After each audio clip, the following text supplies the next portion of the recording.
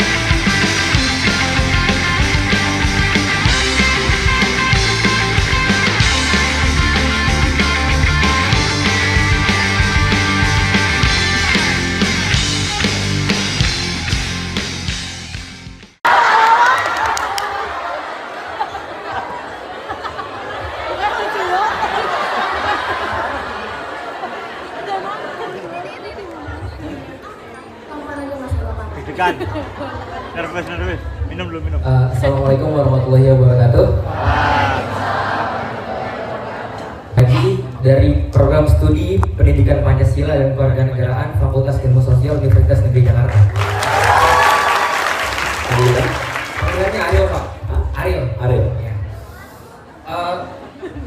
Pertama saya mau mengucapkan terima kasih dulu kepada moderator dan kepada Bapak atas kesempatannya saya boleh bertanya di forum sebesar ini. Saya ingin mengucapkan terima kasih kepada Bapak yang telah menjadi sosok seorang ayah buat saya dan mungkin buat sebagian besar anak-anak di Jakarta yang juga tumbuh, berproses dan berkembang tanpa adanya seorang ayah seperti saya.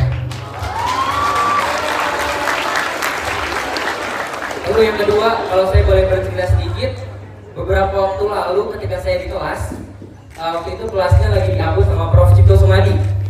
Beliau bercerita, beliau pernah menemani Bapak berkunjung ke Australia waktu itu, ketika Bapak masih jadi menteri. Terus yang saya ingat dari cerita tersebut adalah Bapak bilang ke pihak negara sana bahwa kami datang dari Indonesia, negara kami negara yang besar dan kami punya segalanya. Ketika mendengar itu, hati saya menangis, merasakan cinta yang begitu dalam buat Indonesia. Nah, dari situ saya juga menyadari bahwa Bapak adalah orang yang berbahaya. Bapak orang yang paling berbahaya. Ya, memang Bapak ini sendiri orang yang paling bahaya buat Indonesia. Buat orang-orang yang nggak mau lihat Indonesia makin maju maksudnya.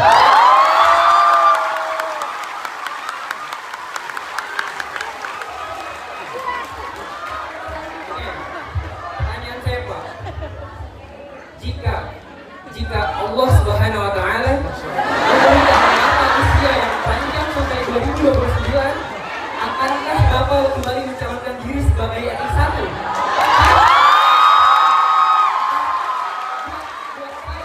Buat saya dan mungkin sebagian besar anak-anak di Indonesia, kami memerlukan presiden yang bukan hanya bisa sebagai menjadi pemimpin, tapi juga bisa menjadi seorang ayah di rumah.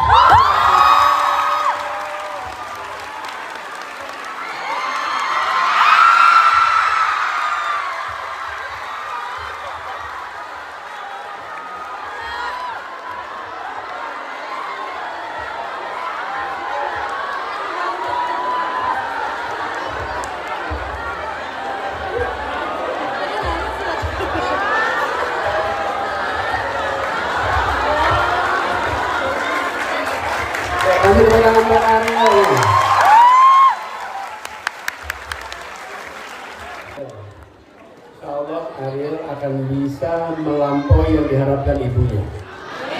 Ya, insya Allah akan bisa melampaui semua yang diinginkan ibunya. Biarkan ibumu bangga sama kamu, insya Allah. Ya, oke. Boleh, sekarang kalian sambil duduk dulu. Banyak banget. Yang dikirakan di belakangnya lebih jauh-jauh. Ya, duduk aja, duduk. Tasnya dia. Biar kalau ada pemeriksaan ya Pak.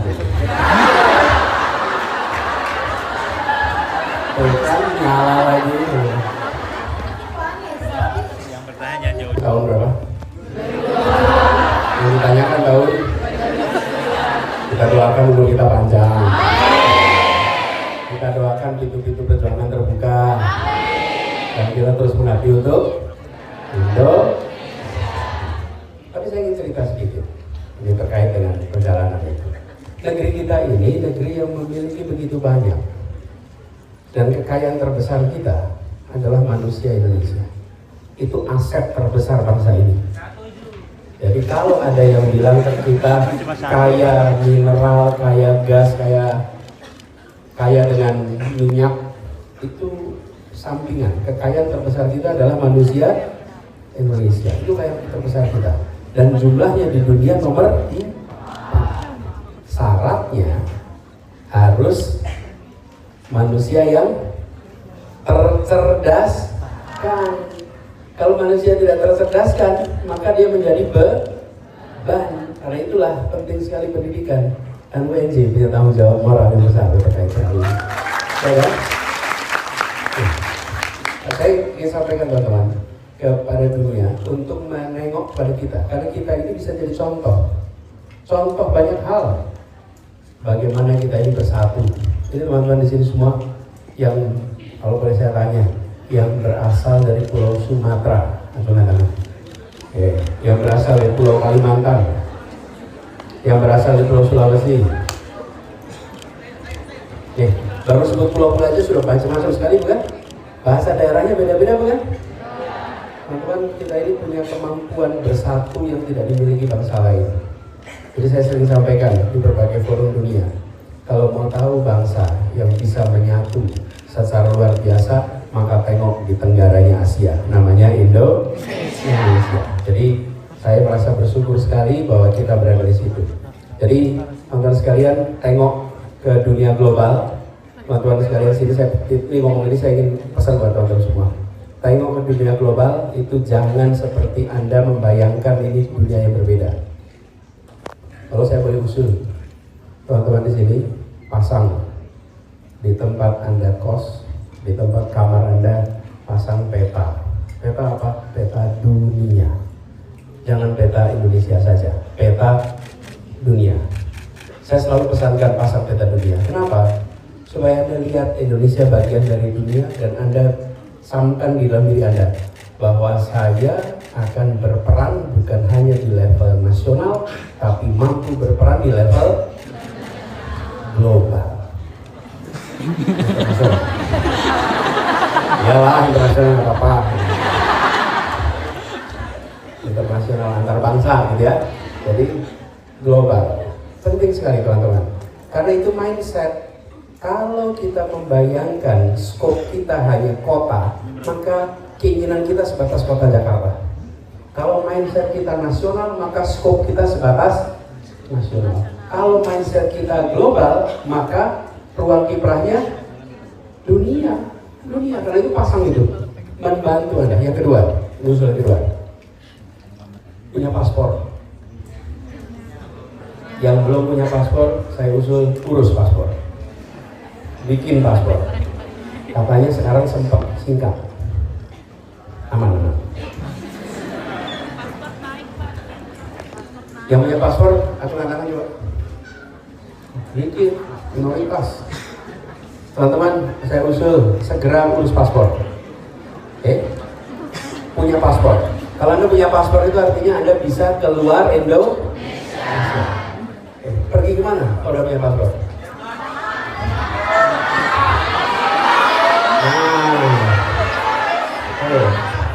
Teman-teman, nih, kalau Anda punya paspor, maka Anda langsung berpikir saya mau kemana ya pakai ini. Tapi kalau Anda nggak punya paspor, Anda nggak pernah berpikir mau kemana, betul tidak?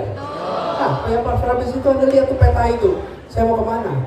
Dan hari ini teman-teman, dengan kemajuan digital, kita menemukan biaya perjalanan domestik bisa lebih mahal dari perjalanan global. Anda kan bisa ke banyak tempat pakai pas.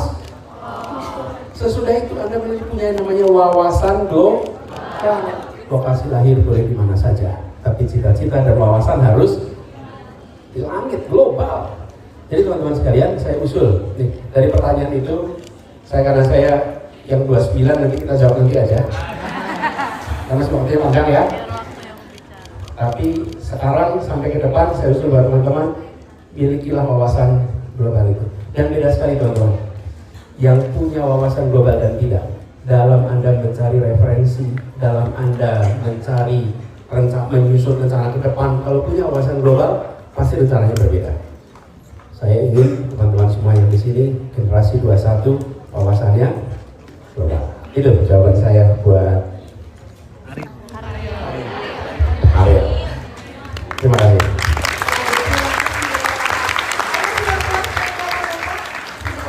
Terima kasih.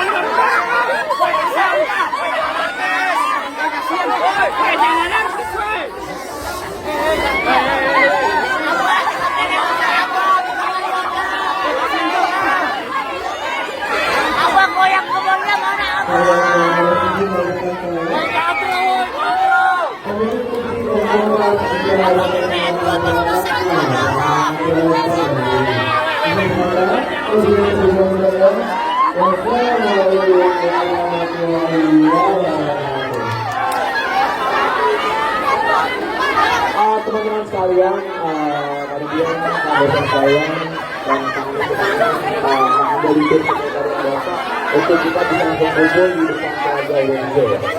Untuk melakukan sesi foto dan langsungnya kita Plaza Wenzo